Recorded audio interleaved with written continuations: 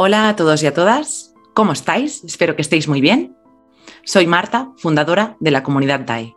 El testimonio de hoy es un testimonio muy impactante que nos ayuda a recordar cómo la mayoría de veces la realidad supera con creces a la ficción.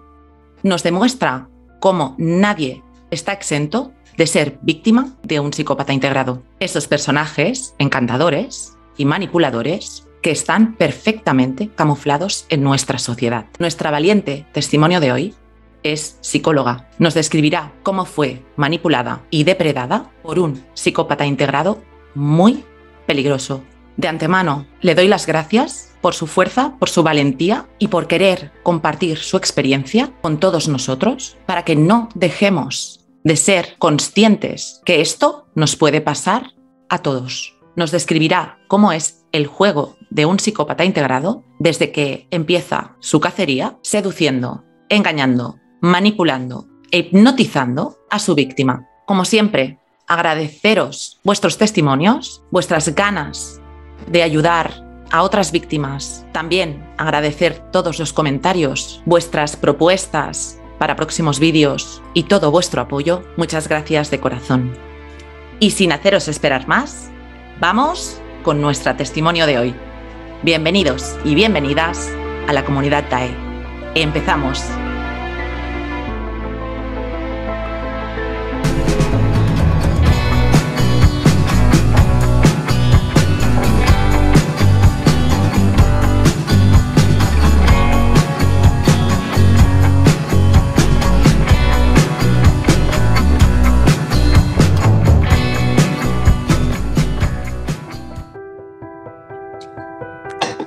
Buenas tardes a todos.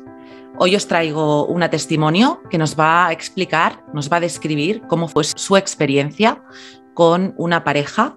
Fue una experiencia dura y, bueno, nos enseña cómo nadie está exento de ser víctima de un psicópata integrado. Os presento a Zácil. Hola Zácil, ¿cómo estás? Buenas tardes, buenos días allí en México. ¿Dónde estás tú? ¿Cómo estás? Buenos días para mí, buenas tardes para ti. Exacto. Bueno, Zácil, pues cuando tú quieras, empieza a contarnos un poquito cómo fue, cómo estabas tú en esos momentos que conoces a esta persona o un poco antes y nos sitúas un poquito. Vale. Bueno, yo en esos momentos, tenía poco de haber terminado una relación, que esa persona... Todo se había dado muy bien, pero él tenía conflicto con el hecho de que yo fuera divorciada, ¿no? Pero bueno, yo estaba bien. Antes de eso, tengo que mencionar que yo soy divorciada, ahora ya hace más de 12 años, 11 años, pero en ese entonces tenía 3 años de haberme divorciado. Esto es importante porque hoy por hoy, yo ya entiendo desde cuándo me escogió esta persona, ¿no? Él sí voy a decir su nombre, Sebastián, para hacer la referencia de él. Y te voy a contar un poco del contexto de antes de cuando estaba casado. Yo estaba casada con un francés, yo vivía en Francia. Y mi ex marido, él pertenece a una familia de cierto nivel, de cierto prestigio, empresarios muy conocidos allá. Cuando nosotros nos divorciamos, no dijimos nada, él no estaba listo, yo me regreso a México, pero un día antes de regresarnos, antes de yo regresarme a México con mi hijo, porque tenemos un hijo, fuimos a una fiesta familiar de la familia de él, era la primera comunión de su sobrina, y en esa primera comunión, bueno, fue el último día que estuvimos ahí. Vale. 3 años después, que es cuando aparece esta persona, yo recibo por inbox, por Facebook, una solicitud de amistad de alguien que yo no conocía, pero que era también francés. Yo ya estaba en México, ya tenía ya 3 años en México. Y él empieza a sacarme plática y antes de aceptar le pregunto dónde te conozco y él empieza a decirme, veo que tenemos en común contactos de la familia de mi exmarido. Con él tengo buena relación, incluso mi exmarido vive en México. Tenemos buena relación, él tiene su vida, todo, no, nada que ver. Pero él empieza a sacarme tema y me dice, yo soy el mejor amigo de tu excuñado. La verdad es que él a mí no me sonaba mucho, pero yo seguía hablando antes de aceptarlo.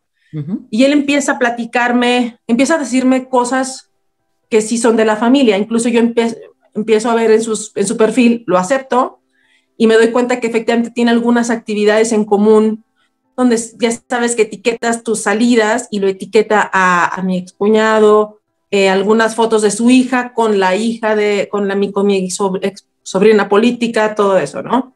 Yo dije, sí hay una relación. Y él empieza a sacarme plática de todo y empieza a darme información y me dice, yo te conocí el día de la primera comunión. A mí me sacó, yo me desconcerté porque yo no lo ubico, le dije, no te ubico. Entonces me manda una foto, nada, no lo recordaba. Y me manda una foto con una chica, le dije, a ella sí la recuerdo. De la comunión, a ella sí. Esta chica, en la primera comunión, sí. Ella sí, era una chica un poco, yo soy alta, ella también es alta, delgada, muy finita. Yo recuerdo haberla visto con una mirada discreta y recuerdo que qué bonita, pero ella apenas levantaba la mirada, ella no veía a la gente, estaba como muy retraída. Y me llamó la atención. Una cosa fácil, antes de continuar, quería recordar a qué te dedicas tú, porque esto es importante para decirlo. Sí, yo soy psicoterapeuta. Exacto. Yo soy terapeuta con especialidad en cognitivo-conductual. Exacto. Cuando has hecho esta observación de la mirada de esta chica y tal, yo quería remarcar, ¿no? Y decir a los que nos escuchan que eres psicoterapeuta. Exactamente. Sí. No ejercía, pero bueno, antes de irme a vivir a Francia, yo sí lo ejercía. He hecho mi especialización y en Francia me dediqué a otra cosa. La cuestión es que yo le dije, ella sí me acuerdo, me dice, era mi mujer. Uh-huh. Y digo, ¿y sí, qué pasó? Me dice, ella falleció de una negligencia médica. Dije, lo siento mucho. Y empieza a decir, dijo, yo la verdad le extraño mucho, hace 1 año y medio que ella murió, y empieza a contarme la historia. Empezamos a engancharnos en la conversación. Y para serte honesto, pues obviamente, pues yo como psicóloga, como mujer, escuchaba su historia tan triste, él contándome pues que él pues tuvo una infancia difícil, él tenía unas hijas, se había divorciado, me dijo que tenía buena relación con la madre de sus hijos y que tenía buena relación en general con mucha gente. Vale. ¿No?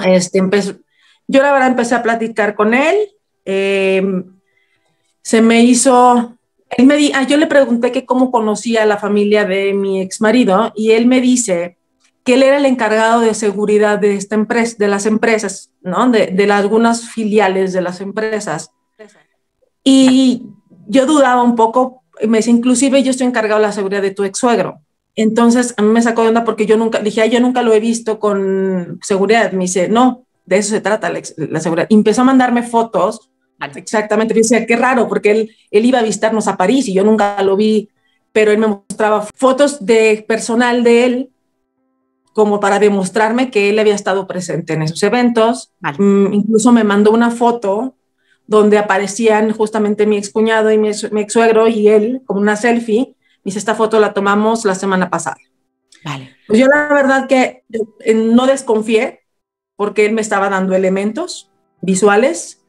Entonces, yo creía, ¿no? Dije, bueno, ni para qué pregunto, de cualquier manera la relación con ellos había quedado un poco sensible, porque sí nos dijimos un poco de cosas, y a mí me empezó también a ganar la confianza o a sorprenderme, porque él me habló de una carta a la que yo le había escrito a mis ex-suegros cuando me despedí, cuando damos la noticia del divorcio, y él tenía conocimiento de cada letra y de cada palabra de ese correo.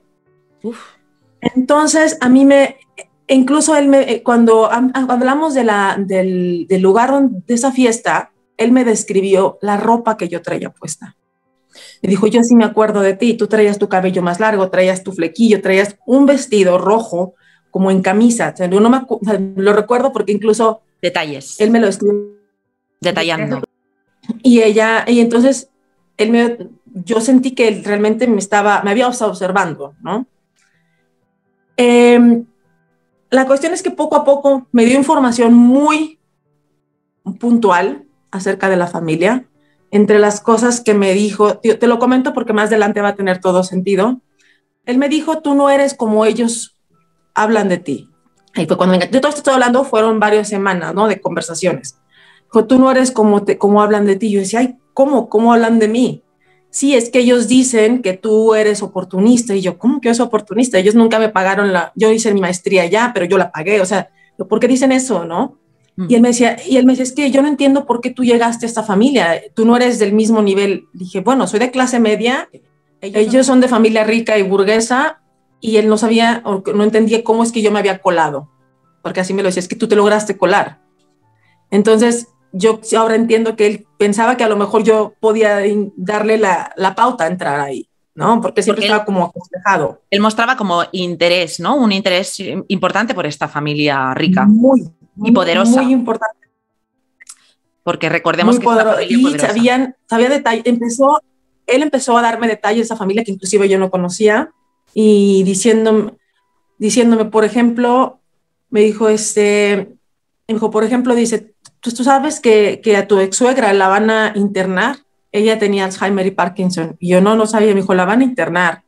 Y el señor tiene ya una pareja. Yo decía, ¿por qué me dice eso? Y yo me dice, es que me estoy jugando mi trabajo por darte esta información. Imagínate. Dice, pero para que te des cuenta de dónde estabas. Tienes mucha suerte de haber salido de ahí. Yo decía, ¿cómo suerte? Porque pues yo en realidad, pues no, nunca me sentí excluida de la familia, pero ya me sentía excluida en ese momento. Claro, dije, ¿dónde estaba? ¿Con quién estaba? Él ya está logrando lo que él quiere. Con esta manipulación, él está intentando hacer ver que él es un salvador, que realmente tú habías estado en un lugar peligroso y que él te podía salvar, que él era un salvador para ti, ¿no? Y que yo vengo a revelarte la verdad. Exacto. Y tú eres buena realmente. Exacto. Sí. Entonces, yo la verdad sí me sentí traicionada. Y él, porque él me decía, por mi ex familia política. Inclusive yo empecé a tener dificultades con el papá de mi hijo después de tener una relación bastante agradable, ¿no? Claro. Pero después de eso, seguimos siendo amigos. Hay una hecha en la que él también me gana, que me pregunta por qué yo me separé. Y entre las tantas cosas, les digo que yo tenía problema con mi sobrepeso. Me dice, yo te puedo ayudar a bajar de peso y sirve que de ahí, pues sirve que hasta le das un poco de celos a tu ex marido y te consigues un buen novio y una buena pareja. O sea que ya empieza fíjate cómo va empezando a ganar el control sobre ti, sobre tu vida y sobre tu cuerpo, ¿no? Casi sí. Que ya empieza a decirte que él puede ayudarte a bajar de peso. Ahora cuando lo piensas dices, qué perverso. Claro. Y sí, porque esto tiene un impacto después, porque total que yo empiezo a decir, oye, sí es cierto, me empiezo a empoderar, ¿no? Y decir, sí, es verdad.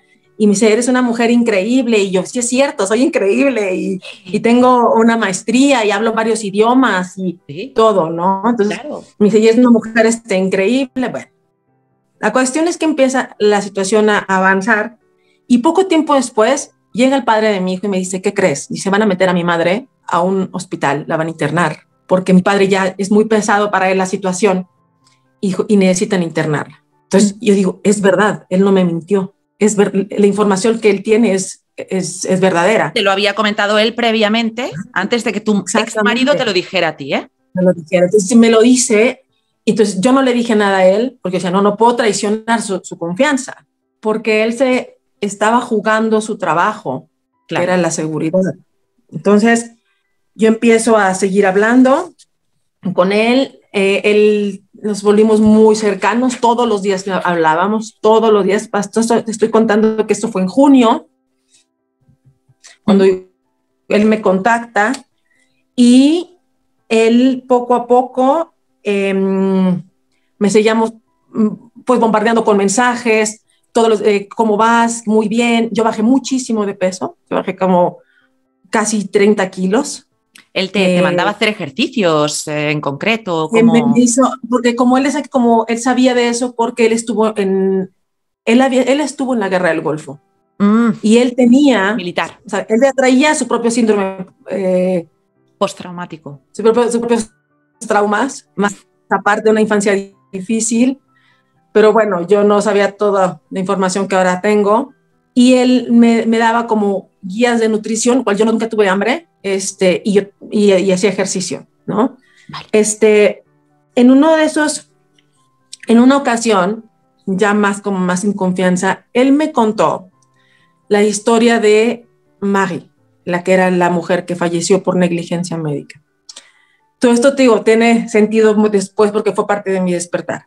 Él me dijo que ella había sido una pobre mujer, que había sufrido mucho, que tenía episodios depresivos y que él había sido prácticamente su salvador, que ella tenía un hijo y que ella habían abusado de ella, pero que él la había protegido y que incluso la había separado de su familia porque su familia era muy tóxica. Él la salvó.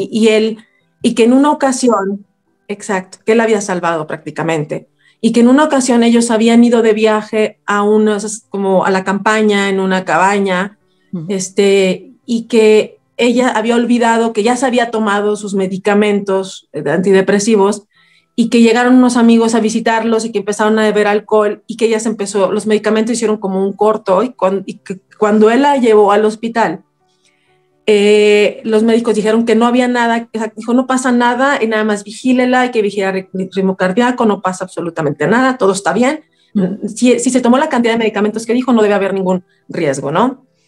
Entonces, que cuando ya ellos regresaban, ella tuvo un paro y ella murió en sus brazos por negligencia médica, que ella había denunciado, tenía una demanda en curso con el hospital porque le habían arrebatado a la mujer de su vida. Y él incluso le mandó a hacer un mausoleo impresionante con fotografías y la familia de ella fue ingrata porque me quitaron al niño. Yo soy más padre de ese niño que todo. Entonces me contaba un drama y yo siempre he sido como defensora de los hijos, de los niños, ¿no? De proteger a los niños y que tengan un buen ambiente sano. Y yo decía, pobrecito niño, y me dijo, no lo encuentro, lo he buscado por cielo, mal y tierra, y lo tienen escondido de mí, y que lo extrañaba mucho y que él quería encontrar a ese niño. Yo obviamente, pues yo estaba muy conmovida con esa historia, lógico, ¿no? Claro. Porque yo entendía, pobrecito, él perdió el amor de su vida. Sí. Después de eso, en agosto, en mi cumpleaños, recuerdo que me hizo una llamada y todo, sus hijas, todo, y después me hizo una confesión. En tu cumpleaños, ¿eh? Fácil. En mi cumpleaños. Vale. En mi cumpleaños. Y me dijo que él tenía que confesarme que hacía un año atrás, él había contactado a una medium porque quería hablar con Marie. Él habla con la medium y dice que a través de ella, pues Marie le mandó un mensaje diciéndole que ella estaba bien y que iba a conocer muy pronto a una mujer morena con un hijo también. Que una mujer que él la iba a reconocer de inmediato y que iba a ser el amor de su vida. Vale.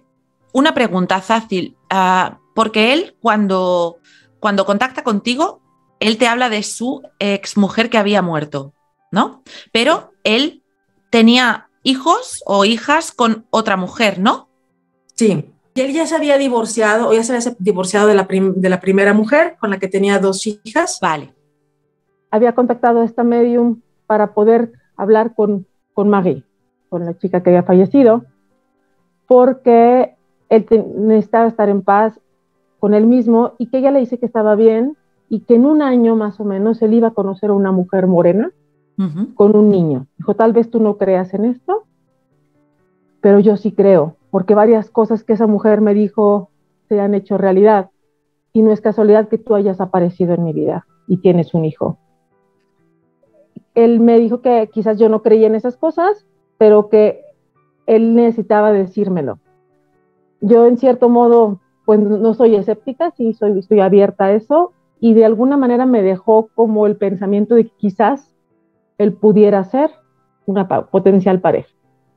Pero aún así me detenía mucho el hecho de que él tenía una relación con la parte moral, de decir, él tiene relación con mi exfamilia política. Entonces yo me detuve y seguimos con una amistad. No le dije nada, pero sí me sentí un poco halagada, no voy a mentir, sobre todo porque él siempre era muy atento y me escuchaba, todo el tiempo estaba al pendiente, ¿no? Él de hecho actuaba como un amigo contigo hasta ahora, ¿no? Hasta estos momentos él era... Como un confidente. Un confidente, sí, un amigo. Confidente. Vale. Alguien en quien podía confiar. Vale. Entonces, después de esto viene una parte en la que él me dice que la madre de mi exmarido está muy mal, que tengo que hablar con mi exmarido para que él viaje a Francia a ver a su madre, a despedirse de ella. Hablo con él, le digo, oye, no me hagas caso, pero yo creo que tendrías que hablar con tu padre para ver si tienes que ir. Y tal cual, él me dice, sí, mi madre se ha puesto mal, yo no sé cómo has sabido esto, pero yo viajo a Francia pronto. Tengo que irme, mi madre está muy mal. Él viaja a Francia y llegan al hospital, se despide de ella, me dice, tal parece que mi madre me esperaba, y entre la madre fallece y empiezan a pasar una cantidad de cosas como de muy bizarras. Hablando yo con él por teléfono, él me dice, oye, que he conocido a un amigo tuyo. Digo, con tu ex marido, ¿eh? Sí, mi ex marido. Él se acerca a mi ex marido y que se presenta y le dice que es amigo mío. Y mi ex marido me dice, ¿tienes un amigo aquí? Y le digo, pues no, yo lo conocí porque él se presentó conmigo como amigo de tu hermano. Me dice, no, bueno, pues me dijo, es un tío un poco raro, dice, un poco hortera. Él físicamente es como pelón, lleno de tatuajes, fornido, muy fuerte. Me dice, dijo, no es tu tipo de amigos, ¿no? Como bromeando, ¿no? Yo soy un poco estilo más bohemia, más. Así me dice, pero bueno, si es tu amigo, dice, y me dijo, lleva cuidado, que no me gustó mucho ese, porque él habla en español como de España. Marido, entonces me dice, lleva cuidado, que no me ha gustado mucho su pinta. Fíjate, ya él como algo raro vio, ¿eh? En su aura psicopática. Sí, no sé, algo en su mirada, que realmente no tenía una buena mirada, pero bueno, hacen otras cosas después que se vuelven encantadores, ¿no? Por supuesto. Un par de días después, mi exmarido me habla, cuando acaban los funerales, hacen una comida, y me dice, acaba de suceder algo surrealista. Y le digo, ¿qué? Me dijo, ha sido el evento más surrealista el que presencié. Digo, ¿qué ha pasado? Me dice, ¿te recuerdas? Dijo, primero, dice, mi padre se ha levantado en mitad de la cena y nos ha confesado que él ya tiene a alguien. Y esa información yo la tenía 2 meses antes. Vale, vale. Por este hombre. Sí, vale. Y me dice, y eso no es todo. Dice, este amigo tuyo, dijo, mientras yo estaba con mi hermano o con mi papá o algo, él se ha acercado, volviendo de que ellos no tienen sentido de moral, se acerca y le dice, tengo que hablar contigo. Yo estoy enamorado de tu exmujer. Se lo suelta así, enfrente de mi excuñado y de mi ex suegro o algo así estuvo. No recuerdo bien la historia, pero era enfrente de la familia política. Entonces, y que le dice, quiero pedir tu autorización para venir a México a conquistarla. Dice que él se quedó en shock. Dijo, ¿cómo? Me dice, sí, quiero venir a conocerla y a tratarla porque yo estoy enamorado de ella. Dice, y ya quiero conocerse, que entre mi cuñado se medio sonrió un poco como diciendo, pensaron que era quizás una broma, no sé. Y a lo mejor ellos, sí, y al final dice, mira, tú puedes ir, ella es una mujer libre, claro, pero no te metas con mi hijo, no te metas en mi relación con mi hijo. Entonces me habla mi marido y me cuenta, me dice, ¿tú qué piensas? Le dije, pues nada, me sorprende que me digas esto, porque él y yo nunca hemos hablado de esto, pero pues bueno, si quiere venir, yo le comenté que no sabía de qué me estaba hablando, que sí, efectivamente éramos amigos, pero que si él quería venir a México, pues bueno, era un país libre, ¿no? Que podía venir. Cuando después de esto, él me habla y me dice que lo que sucedió, Sebastián, este hombre, y yo empiezo a decirle que para mí es un poco complicado permitirle venir porque está la parte de la exfamilia política, que yo no creía que fuera algo moralmente correcto. Y él me empieza a decir, ¿tú crees que eso es moralmente correcto? Dijo, esa familia, dice el señor que en plena cena, para finalizar los funerales, confiesa que tiene una relación con la amiga de su difunta esposa, dice, o tu excuñado, que él descubrió que el señor no es su padre biológico porque se hizo unas pruebas de ADN y no le ha dicho a nadie porque quiere quedarse con la plata, dice, o tu excuñada, que se me ha insinuado varias veces para que yo sea su amante, dijo, por ellos te estás deteniendo. Entonces empieza como a soltar secretos que yo no sé, la verdad es que yo no sé si son verdad o no sé si son verdad, hoy por hoy no. No lo sé. Pero porque él sabía que yo no lo iba a decir, porque de alguna manera yo sería leal, porque yo pensaba que su trabajo estaba en juego, ¿no? Fíjate, fácil, fíjate cómo él empieza a soltarte todo esto, que es, no sabemos si es verdad o no, ¿no? Pero fíjate cómo él se muestra como un protagonista absoluto, ¿eh? O sea, él juzga moralmente a lo que hacen los demás. Él ha sido, la excuñada ha tenido interés por él a nivel físico. Realmente él es el protagonista y te viene con toda esta información que tú tampoco vas a contrastar porque no vas a hablar de estas cosas familiares, ¿no? Exactamente, o sea, para mí es como un secreto y vaya, como terapeuta tú sabes que no hay una reacción ante la información, que tienes que mantenerte neutral y esa es tu información, no es mía, ¿no? Y entonces, pero ahí sí mi parte moral se quebró y dije, sí es cierto, yo me estoy deteniendo por ellos. La verdad es que sí lo pensé y le dije, vale, ven. Y él vino a México. Claro. En esos... Él ya te había ganado tu confianza, te había hecho sentir que realmente él sí te valoraba, que allí no se te había valorado y tú estabas frenándote por algo, por personas que no te habían valorado. Por lo tanto, cediste y dijiste, pues venga, claro, ven para acá, ¿no? Claro. Y llega el momento, era a finales de noviembre, pensando que, imagínate, fue relativamente rápido, 4 meses. 4 meses. Desde noviembre, él llega, yo me pongo de acuerdo con mi exmarido para que él se quede con el niño, porque yo no quería que mi hijo conviviera con él hasta yo no saber en qué territorio estaba. Empezamos a convivir, él llegó con regalos carísimos, perfumes, un reloj carísimo de casi 5,000 euros, con brillantes y todo, y yo me sentía abrumada con los regalos.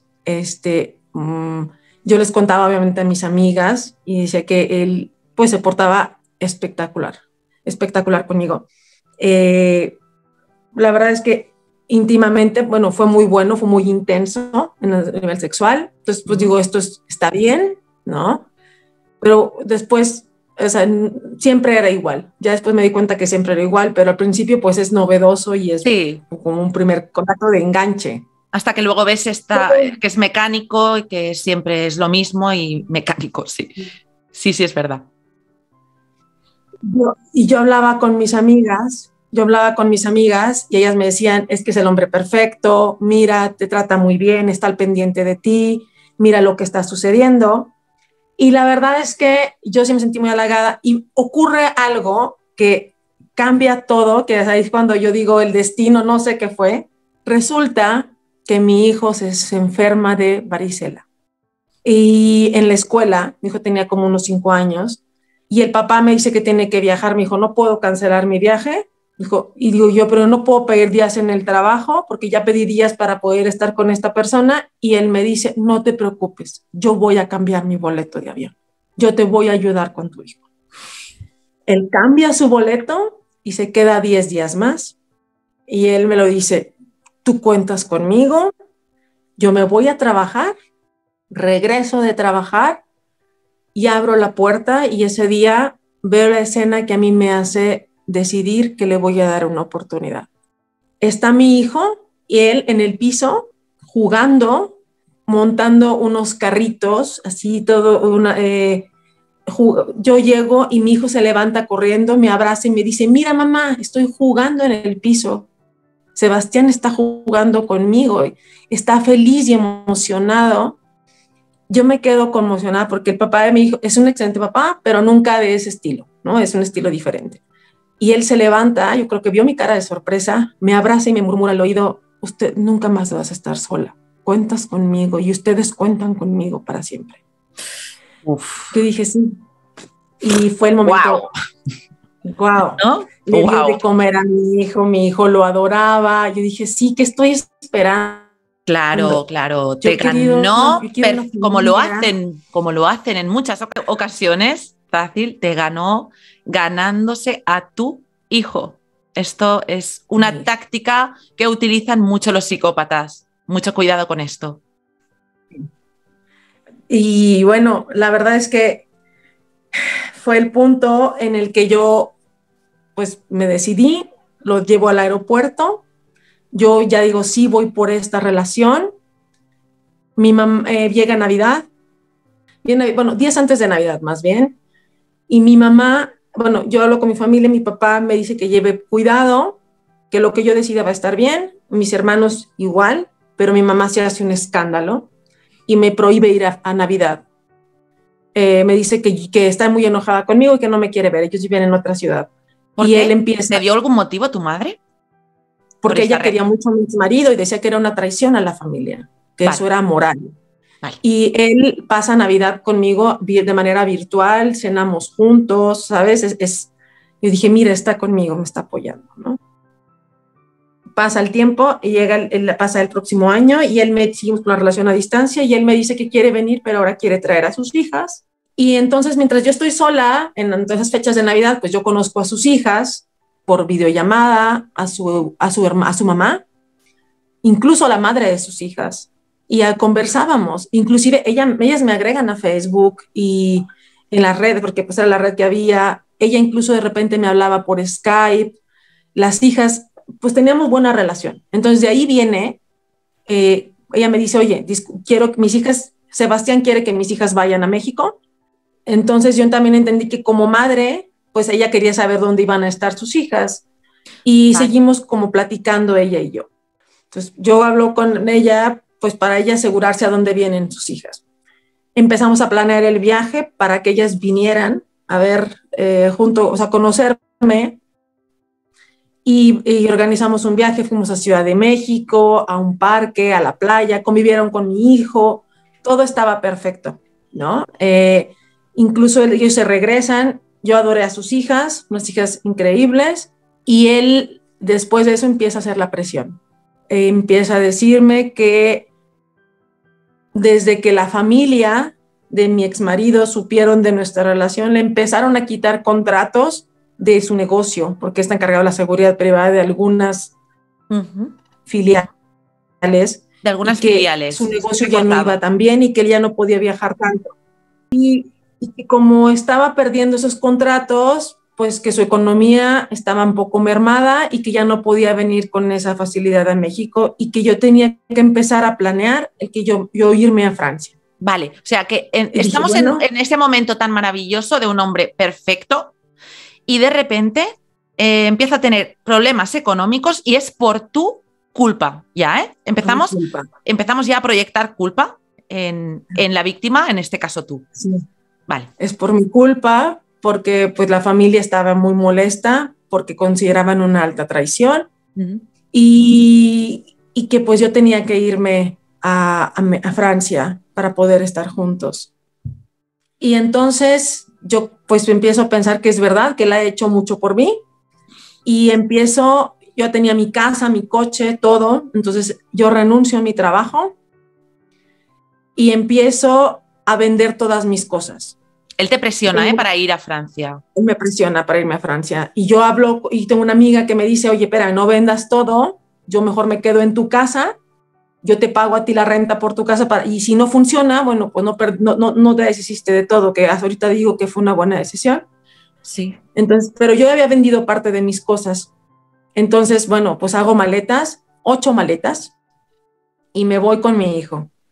El papá de mi hijo, pues obviamente no estaba muy contento, pero decía, bueno, al menos va a estar cerca de mi familia, al menos va a estar cerca él nació allá, mi hijo nació allá, yo veré la forma de estarlo viendo.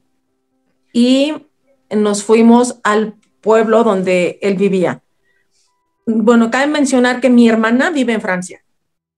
Entonces, bueno, no estaba completamente sola, en otra ciudad, pero bueno, mi hermana vive allá. Bien. Llegamos a ese lugar y él me dijo que habían pedido un préstamo para hacer un restaurante mexicano. y que yo les ayudara a montar el restaurante mexicano. Vale, cuando hablas en plural, ¿de quién, bueno, mira, quién voy a hablas? estar ocupada. Fácil. Él, la madre de las hijas y yo, porque éramos 3. Vale, ¿verdad? vale. Sí. Cabe mencionar que era donde nos fuimos a vivir, es un edificio muy grande, bueno, como de 5 pisos. En el mero arriba, en el penthouse, vivía la madre de sus hijas con sus hijas. Abajo había como oficinas en todos los lugares y a mero abajo había un departamento donde íbamos a vivir nosotros. Muy raro. Uy, qué raro, sí. Pero yo le dije, es que esto es raro. Y me dice, esto es por mientras, en lo que yo me recupero económicamente. Y le dije, ok, está haciendo un sacrificio por mí, yo también lo tengo que hacer. Exacto, sí. Empezamos con el negocio, yo estaba muy motivada, porque pues yo me gusta trabajar, soy trabajadora, soy una mujer independiente y me gusta, y yo saberme que va a estar ocupada me agradaba.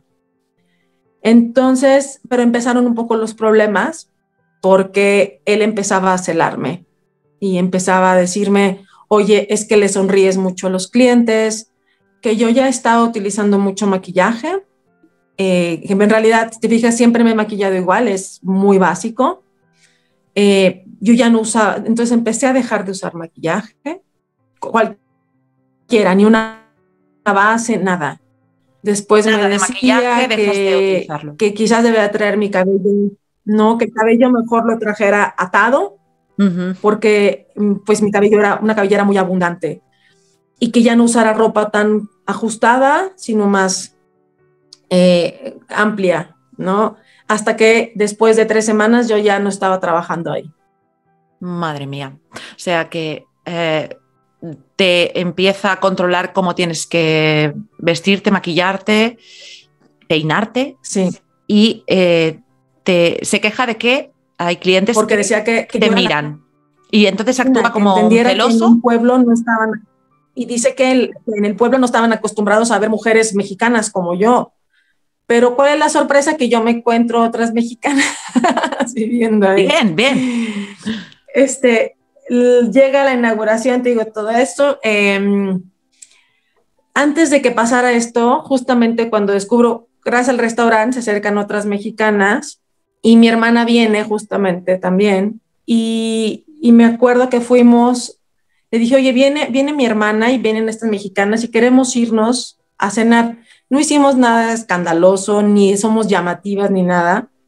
Bien, nos divertimos. Aparte, ellas eran madres de familia, mi hermana también.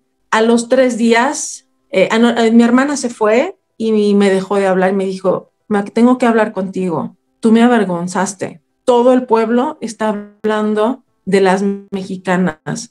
Tú me avergonzaste porque te fuiste con ellas y se portaron de una manera muy libertina. Y se rieron y cantaron y ahora todo mundo está señalándote y me está señalando a mí y me está diciendo que yo soy que me está haciendo infiel y que me estás viendo la cara. Vale, básicamente empieza a tratarte de prostituta casi. Se muestra como una víctima de que le estás avergonzando delante de los demás, ¿no? De todos los demás. ¿Tú ya no estás trabajando o sí estás trabajando? Ya no. Porque tú dejas de trabajar, ¿cómo te sientes en ese momento? ¿Por qué decides dejar de trabajar y qué pasa ahí antes de esto, de que venga tu hermana? La madre de sus hijas habla conmigo y me dice, no te busques problemas con Sebastián. Mira, no te preocupes por el negocio. Yo me hago cargo. Si tengo dudas, yo vengo a buscarte y así funcionamos. Pero ustedes están empezando la relación, mejor dedícate a tu relación. Vale. Entonces yo dije, bueno, si es cierto, voy a dedicarme a esto. Y yo también sabía que era temporal porque yo sí quería dedicarme un poco más a lo mío. Y pues dije, bueno, ya voy a llevar mis papeles a la agencia del empleo para que me ayuden a buscar algo más de acuerdo a mi perfil, ¿no? Y que aparte está muy bien remunerado por los idiomas y por todo. Ya empezaban ya las red flags o las banderas rojas, y una de estas banderas que fue es que él también trabajó mucho con mi paranoia. Entonces él empezó a decirme que mis amigas las mexicanas y mi hermana no eran buenas influencias para mí porque ellas no estaban pensando en la estabilidad de mi pareja. Y como ellas ya tenían su vida hecha y su estabilidad, pues ellas no pensaban en mí. Yo tenía que estar trabajando en fortalecer mi relación. Entonces, empieza como a ponerme un poco, a alejarme un poco de ellas, ¿no? Sí. Después de eso, bien, incluso él cuando yo hablaba con mi hermana, siempre estaba al pendiente de lo que yo decía. De lo que porque pues hablábamos en español, entonces hablábamos como en un, ajá. Y después a partir de ahí, él empieza a decirme pues que ya no confía igual en mí. Ya no te sientes cómoda ni hablando con tu hermana, ¿no? Ya No, porque él como ya no monosílabos. confía. Claro, y entonces cuando digo viene una parte de la paranoia, porque entre las cosas que él empieza a hacer, diciéndome que no confiaba en mí, yo todos los días me iba a correr a una pista. Y lo que yo hacía es que me llevaba mi mochila y tenía guardada mi agua, ya sabes, mi toalla, todo. Y me llevaba mi celular para escuchar música o para el tracking del todo. Y recuerdo que en una ocasión yo me fui a correr y me acerco a esta banquita que estaba a unos metros de la pista, unos 20 metros, a tomar agua y suena mi teléfono y era él y me dice, ¿dónde estás? Le digo, en la pista. Me dice, no, no estás en la pista. Y le digo, tonto, estoy en la pista. Tomo mi agua, cierro la botella y empiezo a caminar de regreso con el teléfono. La pista. Le dije, me dijo, no, no estás en la pista, deja de mentirme. Dije que estoy en la pista y en eso pongo un pie sobre la pista y me dice, ahora estás en la pista y me cuelga. Uf, o sea, yo se ha cortado un poco dije, fácil, pero has dicho que en eso que estás andando pones un pie físicamente en la pista, que estás allí, y te dice, ahora estás en la pista y te cuelga. Entonces, wow. Me recuerdo haber volteado a mi alrededor y no había nadie. ¿Cómo te sentiste en ese momento? Yo no sé dónde estaba. Me sentí observada y sentí pánico. Miedo. Creo que fue la primera vez que sentí miedo. Vale. Y después yo recuerdo que ya no terminé mi ejercicio, regresé y él no estaba ahí en el departamento. Y yo le pregunté qué había pasado. Que nada, o sea, él actuó como si nada. Otra cosa que empezó a suceder también en esos, antes de que, como te comenté, vivíamos en el mismo edificio y no había límites para sus hijas y ellas entraban y salían a nuestro departamento y se ponían mi ropa y agarraban mis cosas. Y en una ocasión yo le dije que no se me hacía justo. Digo, oye, ponles límite. Digo, yo las quiero mucho y te juro que hasta la fecha yo tengo mucho cariño por ellas, pero hay un límite sano y, claro. y ahí como el espacio privado. Y recuerdo que después de varias veces yo me enojé, le dije, ¿saben qué? Le dije, me enojé y grité y les dije, ¿cómo es posible? Y él se enojó, corrió a todos de la casa y me agarró, me dijo, tú no, me agarró con mucha fuerza, un hombre con mucha fuerza, me metió a la habitación y abusó de mí. Y me dijo, te voy a enseñar a que no vuelvas a desafiarme. Madre mía, estos sí que son banderón rojo.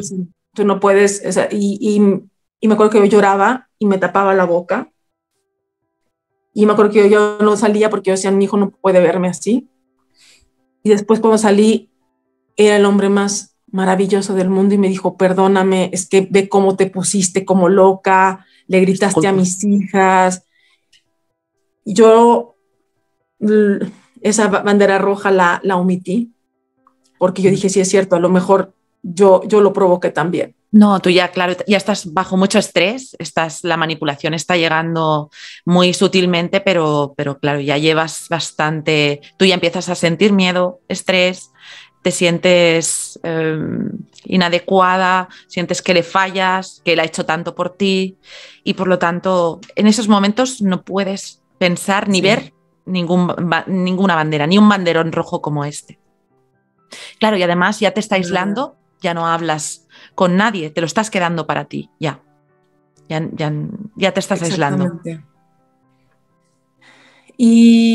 Y vaya, todo esto fueron como muy aislados, pero cuando todo se desató fue cuando unos días antes de mi cumpleaños. Bueno, cabe mencionar que a este punto ya no dormía bien, porque él, por su estrés postraumático, él en las noches, de repente yo estaba dormida y sentía su mirada y abría los ojos y él estaba viéndome. O, por ejemplo, él se levantaba y estaba cargando armas, porque en la casa había armas. Había armas. Había armas. O él salía corriendo por la ventana y no reaccionaba y, decía que y me decía la mamá de sus hijas que desde que él regresó de la guerra del Golfo, él era así, que en las noches tenía sonámbulo, eso. tenía sí. como... Pero a mí me daba miedo, exacto. Claro. Bueno, ya cuando empieza la pesadilla, que es cuando yo así le llamo, es un día que el padre de mi hijo llega a Francia y se queda en casa de su hermano, que estaba a 1 hora y media de donde estábamos nosotros, y quedamos en un punto intermedio. Entonces mi hijo, muy emocionado, hace un dibujo para su papá.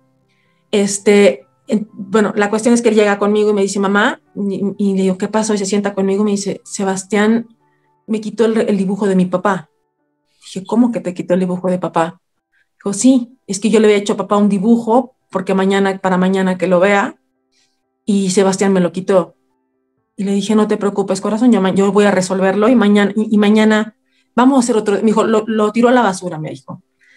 Y digo, vamos a hacer uno nuevo, no te preocupes, hicimos un dibujo, le dije, vete a dormir, lo acompañé. Y ese mismo día, la exmujer hizo una fiesta en su penthouse. Y estábamos allá arriba, dije a mi hijo dormido, y estábamos todos pues con una copa de vino, pues platicando, y yo llego y me acerco con él y le digo, oye, mi hijo me contó que tú le quitaste un dibujo que él había hecho para su padre.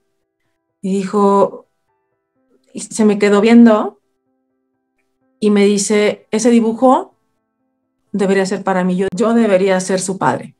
Yo soy quien está con él todos los días, quien lo cuida, quien está al pendiente de todo. Yo debería ser. Madre mía. Entonces yo recuerdo que lo volteé a ver y le dije, pero no lo eres. Le hiciste la promesa a su padre que no ibas a intervenir en esa relación. Y si mi hijo un día decide llamarte padre, será porque él lo decide. No es algo que vamos a forzar. Y él se va y sigue circulando. Yo también, con mi copa de vino, sigo conversando con la gente. Él regresa a mi lado después de un rato y saca de su pantalón el dibujo de mi hijo hecho bola. Y me dice, sí se ve mejor. Uf. Dice, una mierda para una mierda de padre o algo así. ¿Una mierda de dibujo para una mierda de padre? ¿Sí? ¿Es eso? Sí. Vale. Y yo traía mi copa de vino en la mano y se le eché en la cara. Ese día yo firmé mi sentencia. Porque fue enfrente de todo mundo. Ahí es cuando empiezas y pones tu límite, ¿no? Y dices hasta aquí. Es cuando... Bueno, pero también fue el inicio del infierno. Y empieza un verdadero infierno, ¿verdad? Ahí empieza el infierno. A partir de ahí, yo recuerdo que yo dejé la copa, bajé. Él hizo tanto ruido, gritándome, insultándome, que mi hijo se despierta.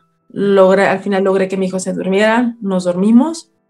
Pero en la mañana que me despierto, yo ya no tenía el celular y yo ya no tenía mi pasaporte, ni mis papeles, ni nada de eso, ni los de mi hijo. Y él me dice que a partir de ahora son sus reglas y que yo tengo que volver a ganarme su confianza porque él ya no puede confiar en mí.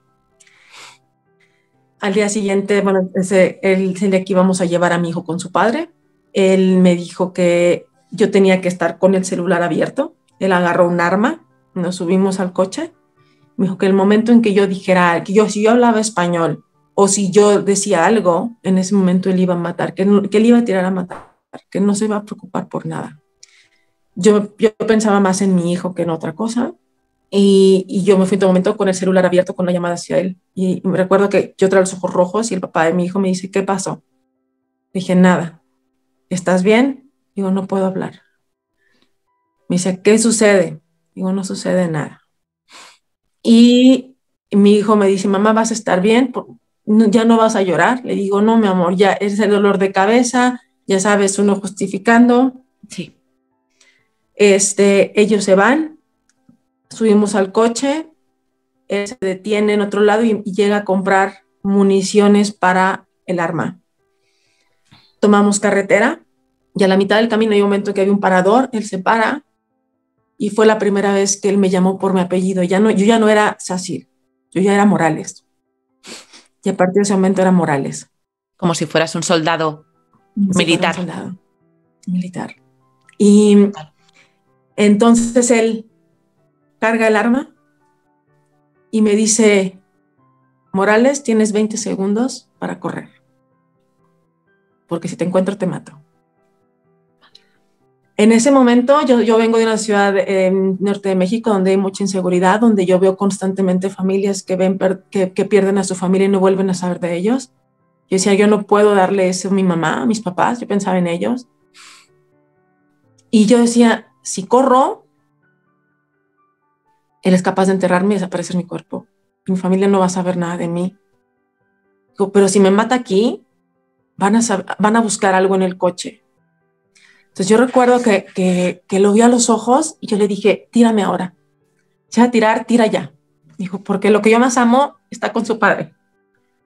Y yo creo que es la única vez que yo me he desprendido de la vida de decir, ya, o sea, yo no quería morir, pero digo, si tiene que ser, que sea así.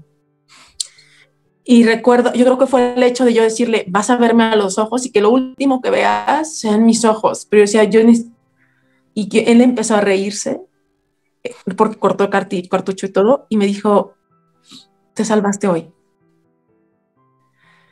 Pero fue una forma de decir hoy, ¿no? Mañana no sé.